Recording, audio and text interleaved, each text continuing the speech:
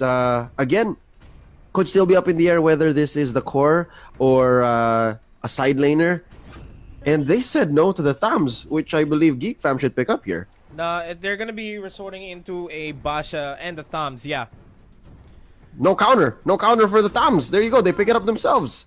Solid. I believe that's going to be Zorn on the Baksha. Yeah, they're trading it up. They're trading up the information game for a solid side laner. The other reliable side laners that Evos can pick up here would be either an X-Borg or a Jawhead or get a Gushin. But that won't be for until the 4th and the 5th picks here for Evos, because if they decide to pick up Gushin here, they would all automatically be telegraphing their move. Yeah. I'm now second guessing a Uranus pickup. Ooh, I guess they're gonna roll the dice here, because the Basha here could stop the Uranus from regenerating if ever he does get on there. But I guess Basha's target is gonna be elsewhere, so Evos is thinking it's fine. We'll keep the Uranus here, solid side laner, very, very independent as we go into the second phase of bans here. So far, Evos still missing their core unless it is going to be the Esmeralda. And on the other end, Geek Fam needs a good support. They have their frontliner, they got Basha. Ooh, nice cover up on the Jawhead. Yeah, Geek Fam can choke out the cores. Oh, look at this though. Carry is open for taking here for Evos. They can take Carry as their core if they are going to be running that. And Carry would be able to at least shred down the armor or the HPs here of Basha and Thumbs as well. And that is always crucial in terms of a big team fight, because you automatically assume that Basha and Thumbs would be able to just sustain themselves in the team fights and provide a lot of coverage here for the team. They are going to be prioritizing the Atlas though, because they are lacking a solid tank. Yeah, good call on Geek Fam locking up that Kufra. And I think I'd rather deal with an Atlas than a Kufra. The Kufra can really just catch you off guard at such interesting angles. But an Atlas, it doesn't care if you see it or not. It will get you. But then again, it's very honest. It comes at you at a solid pace. And to some extent, it's more telegraphed than a well-placed Tyrant's Rage. So I can understand. Now, Nomad, they flash us this Gushin. Oh! Alright, very lethal last two picks here for Geek Fam with the Gushin and the Farsa. So they've got a solid amount of range here. Actually, just amazing range. Dominus on the Gushin, able to just move around as he pleases. But their only real burst targets here would be Selena so far. I'm not feeling the Granger pickup, but that Granger does provide a lot of long-range engagements here. And there you go. Just like what we mentioned, Carry's going to be more effective in this lineup by Evos SG, because they have the Uranus, which is, I guess I could say technically a soft counter against Carry, because Uranus is inherently tanky, and Carry can just shred down the HPs real fast. But it's going to be a battle of item spikes here, and whoever reaches their item spikes work first will get game number 1. And now we will be focusing our attention on the Claude and on the Carry. With that being said, I gotta ask you, which one you feeling, man? Evos or Geek Fam? I'm leaning towards Evos here just because it's the safer lineup, but Geek Fam also has a lot of merits here going into the matchup. Yeah, they got the Thumbs, which can really out-sustain Esmeralda for most part. Gushin's gonna be in the back lines trying to pick up Carry, or I don't know, for the hell of it, try to burst down Esmeralda if Esmeralda isn't expecting Gushin from coming in. And the Farsa will be the safest long distance engagement that Geek Fam has. So there's still a lot of merit here for these guys. And moving into the game, it's anybody's game. I'm still gonna be leaning towards Evos here though. Yeah, I will agree, because really, that Gushin pick, it's still 50-50 to me, man. There's so many things that could go wrong with the Gushin pickup. But again, fortune favors the bold, and if Geek Fam can ride this out, maybe they can catch Evos off guard. So here we go. In mid, they throw out Arts first. for the wave clear, while Rumple and Zorn go ahead and peek into the orange buff and let it go. I think they just feel that Arts needed a little bit of backup as Zorn gets a couple of stuns there on to JPL. Interestingly here, it's Rumple on the Baksha and Zorn on the Farsa. So they're showing a little bit of flexibility here. Zorn, we're usually seeing as a great tank player now on that Farsa. Oh my god, Nomad, Evos took both Little Wanderers. That's double Walkie Grass. Double walkie grass and double the EXP and gold that they're going to be getting. It's not big, but it's still significant that they took those away. Gold and EXP is important in this game now more than ever, since it is going to be Potato and Ozoroveki trying to hit their early game power spikes.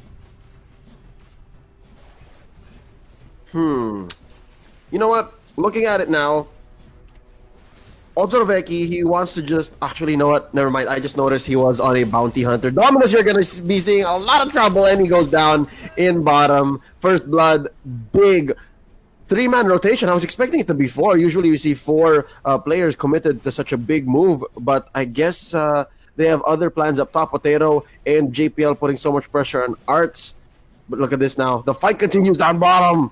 Oh, yeah, Ozoroveki in a bad spot. Will not be able to be MI out of there, but Soul's going to be forced back. Gonna be enough. It's going to be enough. Barely makes it out unscathed. Even in the mid lane, Zorn will try to make it out of the cave. Oh! But no birdies available here for Zorn. And the Evos here just using the fundamentally more sound and safe lineup to apply pressure on essentially this fragile set of heroes that Geek Fam has fielded in this game one. So far, less than 3 minutes in, and we're already 2 kills ahead. And look at this, there's a fight in Rumple. Geek Fam's side of the jungle. Oh, Rumple popping the rejuvenate, but they get hit with the fatal links. That's a 2 for none here for Evos SG, and then arrow hits Arts. Arts not gonna get away. That's a double, I believe, for JPL. And ladies and gentlemen, that is going to be a 0-5 advantage for Evos SG. Yeah, already 3 minutes of the game, we're seeing a 2,000 gold advantage here, and that is all thanks to the fact that Evos SG is, just like what you said, a fundamentally sound lineup, and they will be able to secure this turtle too without any problems. Soul, low on HP, almost gets taken out by Dominus though. Manages to make it out unscathed. Dominus. He misses the execute. I see he clicked it, and then I guess it didn't finish off Soul. Man, it's is it pressure? I guess. I mean, this is Geek Fam we're talking about. We've seen them come back from worse situations, and so far, one turret taken up top, and Arts is just clogging up that hole in the Geek Fam ship as we speak. But yeah, it's going to be a tough life here for Ozoroveki, but some silver lining here, a little bit of a hope. He hasn't died, so it's not bad, but it's not good just yet. And there's still signs of life here. Dominus needs to make sure that he can go for the proper assassinates. And speaking of assassinates, they're gonna try to go for Soul. There goes the Sword Spike. Sword Spike's not the full combo is not gonna be enough. But here comes the rest of Evos to back him up. Goes for the Fatal Links, catches Dominus, and he's gonna be paying the price for that. Zorn and the others are gonna have to walk away here. JPL in the backlines will try to assassinate somebody there, but it's not gonna be successful. Zorn's gonna get taken out as well. That's a 2 for none here. And the push continues. Rumple taking quite a bit of damage from Potato alone. That's Potato alone with an orange buff on him. And this carry is sitting at a 2-0-1. Under 5 minutes. You know what? It feels like we're at least approaching 10 with the way Evos has been playing. And, oh, here we go. Nice jump in. JPL taking quite a bit of damage. Pokemon looking low as well. There's an arrow thrown out by JPL to stop the bleeding as Soul is going to disengage. Arts popping the Quadrant Inferno, and that's going to be a skirmish canceled here. All right, Zorn wants more. Eon's recall canceled. That's not a good bush to do it in, man. And he goes off. All right, so far that could have gone so much worse for Evos. So this is the best that they could have done is to not have gotten killed. And they just go on and move to the next objective, which is the turtle. And wow, Potato taking it solo. And Carry doesn't even need to join the team fight just yet. Potato will just have to focus on farming up. Speaking of farming up, Dominus is slowly being farmed here by Evos SG, currently sitting at 0-2-0, almost getting caught there. JPL, Abyssal Arrow, and the aggression will not secure anybody. But yeah, Carry just needs to play it safe. Just keep farming, just keep pushing the turrets. This is how they're winning the game. They're just playing it fundamentally sound, just like how fundamentally sound their composition is. And again, the gambit on the Dominus Gushion, man. It's such a coin flip, right? At this point, 7 minutes, you're supposed to see at least a couple of kills on the Gushion, right? As soon as he hits level 4, the incandescence is supposed to at least confirm a kill or two. But, Geek Fam here, they struggle to at least score 1, right? And they're down 7. So, with that being said, especially with the front line of Evos SG, that is Eon, Soul, and Pokemon, I find it hard to be Dominus at this point. Yeah, and what is Dominus at right now? He doesn't have his concentrated energy yet. He doesn't have a Calamity Reaper even just yet. He's not going to be much of an impact in the team fights. And as I say that, a team fight is breaking out. Nice Fatal Links connecting onto 2, but the damage output is not there just yet. Carry, Potato's going to be in the back lines. Rumple's going to melt. JPL going to dive in. Onto Dominus. Will be absorbing that turret aggro. But it doesn't matter. That is a 2-for-3 trade. A positive trade here by Evos SG, as well as a turret going down. Potato should be able to take care of Zorn and Arts, but instead going to be playing it safe because the mid lane turret is going to be the next agenda here on their list. It's 3 for 2, and oh my god, Pokemon just jumps on Zorn. What are you doing? Don't you dare pop the Feather Death Strike in my face. They turn it into a 2 for 4. Plus 2 turrets. Great conversion here by Evos SG. Now they're up about 10,000 gold, if I'm not mistaken, just under maybe. And Dominus finishes off Soul down bottom. Okay, I think Soul stayed a little too long there, or I guess with the help of Ozoroveki. But key to that big trade was that they took down Ozoroveki. All right, Ozoroveki not having a good time already, could not farm up as well as the Potato. Being killed here, it's such a great factor to pin down Geek Fam even more in this 8-minute, 30-second game. They're being pinned down on all fronts. They're stuck with their inhibitor turrets, and they need to find a way to push out. They need to contest the Lord, though. That's a very valuable objective, because any HPs being ticked down from the turrets would just mean disaster for them, because Potato can just really split push without any problems with what Potato currently has. Endless Battle, Windtalker transitioning into a potentially gonna go for a Golden Staff in quite a few, or actually,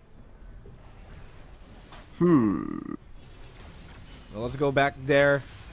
We'll get back there when we can, because Evos SG is going to be sieging up this bottom lane turret. I'm going to try to move forward to the mid lane. They're just keeping the pressure up. 30 seconds away from Lord, and this is, I believe, the right decision. To just stay in the lanes, take up what's left of their jungle, and oh, wait, JPL gets caught out by one charge. Aeon with the one-man Fatal Links. Potato finishing off Zorn, and Ozoroveki doing his best here, but Rumple is shredded down by Potato, and up next is going to be Arts. That's a triple for the carry, and Dominus left alone with Ozoroveki, neither of which in great form to defend. And they're going to penetrate down bottom. That's a third down. Ozoroveki up next here. Oh, you see that?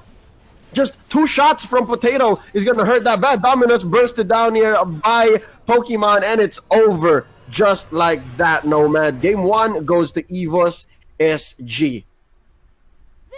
Man, it just looks like Evos SG wants to win it more than Geek Fam, and this is all thanks to the sound lineup that we've been stressing about even during the draft. You're Mm-hmm. the only thing off here about the draft of Geek Fam is that they were drafting a they drafted a Claude, they drafted the Thumbs, they drafted a Basha,